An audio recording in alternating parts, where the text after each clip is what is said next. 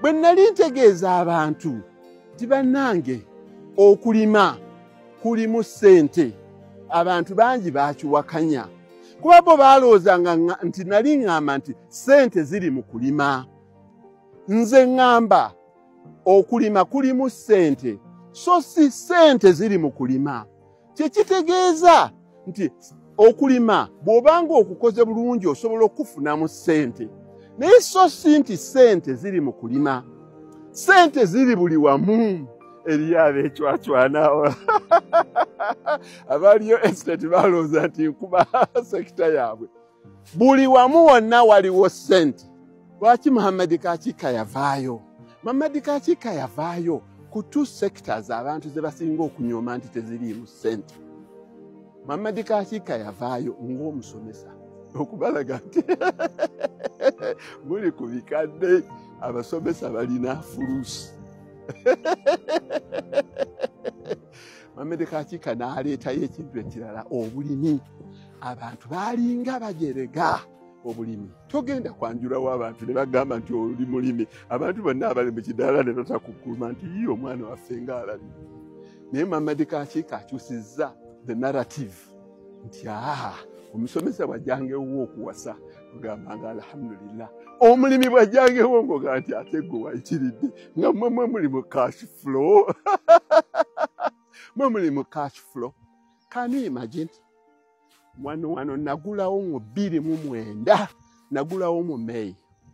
Ninja obanza ogera oba sizoogera kubanga ssente ze nagulawo buli mwaka nzijjamu ssente ze nagulawo wano. Oluvannyuma lw'emyaka 3 natandika okungulawo wano kuba nasookawo kasooli n'ensimbamu ebitooke n'emmwanyi n'emiti egy'emisizi egimu giigyo gikyalimu. Buli myaka 3 okuva lwe nasusa emyaka 3 buli mwaka nzijjawo ssente wano emirundi 2 ze nagulawo mu 2009. Kuba gwe teebereza ekibira ekyabadde wano kye natemye, teebereza kiri kye natema omwaka oguwedde, kati teebereza kasooli gwe ngenda okujja wano. Nawali waawali kati bavudde wano emiti baba bali bakkiridde wali wabaddewo ebisagazi mbijjeewo. Bwentyo bwe nkola. Abaalinga balinamu dawuti kati mukitegeere nti okulima ng'olina ettaka n'olimisa n'amagezi okola ssente. Abaali bakaayana nti omusajja oyo kyayogera tekiriiyo, okulima tekukola ssente, omusajja oyo lwaki ajerega rentals zaffe n'apartments zaffe. I want to challenge you that Allah ng'akkiriza mu myezi 3 oba 4 njagala omuntu wano mpitawo nkulagirire wamukuba luguudo, njagala ojje wano bwe sijjaawo fuso za silage 20 nga buli fuso ya silage ya million 3 mu myezi 4 okuva ku 3 paka ku 4. Ate oluvannyuma oluba okujjamu bwe nti emiti gyange nga gisituka nga gikuubira, oluvannyuma lw'omwaka nga nkulengeza nti nawano wonna wakutte ekibira, oluvannyuma lw'emyaka 2 insha Allah nga nkulaga nti jangu tuteme. Nze bwentyo yembala yange nga nammwe bwe mubala ebintu ebirala.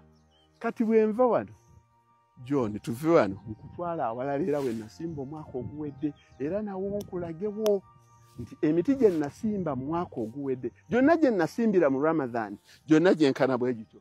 Nasimba emiti mu bifo 4 egya Ramadan gyenkana bwe gityo. Kati awo wakati mu mwaka era nembalaga nga ngenda nensimba ebifo 4. Kati season ine etandise era nsimba mu bifo 4. Ezo nange ze mmolo zange. Gwe buli lwobala nti nda mmolo ey'okunkuluma nze awo nga ngamba yenkulagirire. Lwobala nti nina mmolo enaalya nga ngamba oyo makukuba. Nobala nti nina ez'abapangisa bange kansanga nga ngamba oyo lusanja. Bwentyo mbayigiriza segmentation, diversification, cash flow, and the rate of return on investment.